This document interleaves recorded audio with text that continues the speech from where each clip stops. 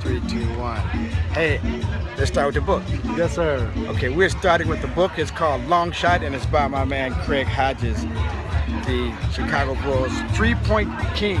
Yes, sir. Haven't seen you in a long time, man. How you been? Oh, I'm blessed, man. Appreciate you. Man, you are doing a great job. He's out here today, working with the kid, the youth of Park Forest. Exactly. And man, I saw some guys making some great shots out Yeah, there. it's funny, man. You know, everybody want to be Steph Curry these days. Yeah. And I tell them, you know, all that's great, but you know, the main thing right now is just to be out here, have fun, and give them access to the basketball court. And then we have some musicians going on. We have some spin cycling going on. So we're trying to create a healthy environment so that you know, we've had a lot of tragic stuff going on in Park Forest as far as shootings are concerned, and we want to make sure that we counterbalance that, man, as best we can.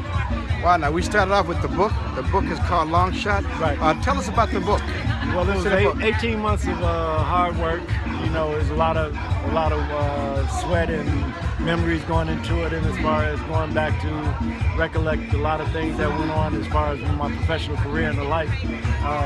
For me, it was one of those things going online. One part of the inspiration was going online and seeing what other people were speculating about what happened with my career. Right. And I wanted to tell my own story and to be able to have a legacy for my children and grandchildren. It's great because, like I said, there was some controversy, but this man stood up, black man all the way. And even though he had all this great talent, the three-point king leader, he still didn't get his due justice, but he stayed true to the game. And I think true to the game, and no pun intended. No doubt about it. And for me, I feel blessed to be, you know, brothers like yourself who have been in the media game and understand the impact that you guys have, and for you to come out and do what you're doing and see, it's amazing. Like one of my best shooters, when you put the camera on, Yeah. he got shaky, and I said, "Oh, you can't shoot with the cameras on," and all of that type of stuff is good exposure for children at this age to, you know, aspire to be something great in their own lives. I saw that one guy, he had to be, what, 5 or 6 years old? That guy was Right. banging the ball and everything, man. Yeah, That's man. great. Yeah. You know, so you start young and then you go all the way up. And that's it, man. Exposure is everything, or we'll be exposed. Man, I love it. So anyway, he's out here today. It's good to see you as always, my Appreciate you, man. Craig Hodges. Stay peaceful, Don't forget brother. thank you. And his new book is called Long Shot. Now let me ask you, when you became the three-point Champion. scoring leader, yeah, were you always like a long shot? Were you always able to shoot the three-point? Well, you know, the beautiful part for me was that when I was growing up, we didn't have a three-point line. So in high school, I learned to shoot from distances, but it only counted for 2. And even though it would be 25, 26 Yeah. feet, it would still only be 2 points. So when it became a line in front of me, it wasn't psychological. Where a lot of people were psychological when they saw the line, they saw an extra point, and just that little bit of loss of focus is one of those things that happens. So for me, it was a blessing. My uncles taught me how to shoot when I was young, and just taught me how to train as being a shooter. And I was passionate about the game, and I always loved seeing it go in the basket, so I never got tired of doing it. I mean, is there a special way you can hold the basketball so that it'll aim or go in a special direction? Well, if you take the air hole of the basketball and you put it we between need to get a basketball over here. Hey, look, Yeah. Jamal, Let's grab get a your basketball. ball. We're gonna get a basketball because Oh, my we got shot. one right here. Okay, my shot is like always been raggedy, and somebody said if you hold it in the seam, Yeah. we'll let Craig tell us how to hold a basketball. Okay, there's the all shot right. there. So if we look at the air hole, if I place this air hole right here, if I turn my hand over this way, in this manner, I have the air hole where it should be. If I turn my hand over this way and not widen my hand, but just a natural, when I place it like that and turn it over, now when I turn it, the ball isn't on the palm of my hand.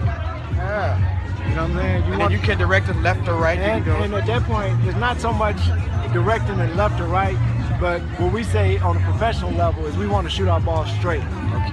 So wherever I'm at, so when I had them shooting the bank shots, that's the angle for the bank shot. That's cool. But so we always want to make sure that we get our ball so if you look at where my ball is right now, that's the top of my shot. That's where I'm at right before I release it. All right.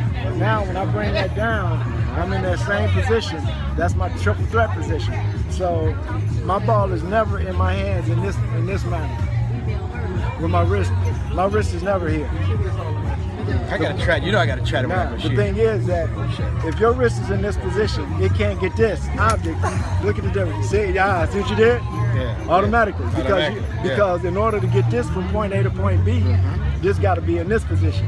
Oh, okay. You know me? So you can't be here unless you Rick Barry and you shooting it underhand. You know what I mean? And now your follow through. Free throw, yeah. So your follow through is actually to cock position. See how interesting that is. You learn stuff from Craig. And that's the beautiful part. I tell people about just shooting a basketball. It's a science to it, and it's three things. Before I shoot, I have to see what I'm shooting at. So if I was to ask you, as we sit here now, what do you look at when you shoot? The basketball rim. You look at the rim. Okay, now, all right. I guarantee you that you missed more than you made, but those that you missed were more perfect than the ones that you made because you actually hit what you were looking at. Oh, so you're looking at the rim. Yeah. I'm not looking at the rim. So if we look at we're looking at that rim right now. I'm looking at visualization, 2 inches inside of the rim, and I'm lifting that point up 6 inches. Now I'm taking the rim away. So I'm just looking at a point in space that's 6 inches above that target. So would it be safe to look at the back side of the rim? No, because no way you can do that. Okay. Because what you're looking at is the underside of the rim. Wow. You're not looking at the backside because you're not 12 feet tall. Man, we're getting the clinic So if you was 12 feet tall, you would be looking down at it this way. Now you can look at the back of the rim. But where you're standing from, you're looking under the rim. So when you shoot, your ball is going where you're looking at. Man. So you're coming up short. I'm going to put on my tennis shoes and go out and shoot some basketball. But look, one last thing and then I'll let you go. How do you spin that ball and make it stay? He's the champion of this. Well, the main thing is that I got to get momentum. I have to get momentum going. Now, once I get momentum going, I just take it and put it on my fingertip. So it's on that on that point. Look at that. It's on that point. And then we just like the Globetrotters. Just keep hitting it at the equator, change fingers, go back, and just keep hitting it at the equator. The more we hit it just below the equator, it's all momentum. It's all physics. That is amazing. That is amazing. We spin it, and now we put it on our fingernail, and it'll spin on your fingernail even faster because it's a smooth surface. Hey Craig, I had a clinic today, man. My basketball skills have gone up 100% based on the day. Just a little lesson. Good lessons, man. And these are the things that young folks don't realize. They go into, they want to do Steph Curry. The one kid, he's shooting from 30 feet. And I'm telling him, you shooting air balls, you almost hurting people behind the backboard. Like you almost hit you in the head while you was on camera. You know what I'm doing? So, well, let me ask you this now. Hey, you mentioned Steph Curry. Golden State, are they going to take it all, you think? What do you think? I like Cleveland, but I want if they do win it, I want Kevin Durant.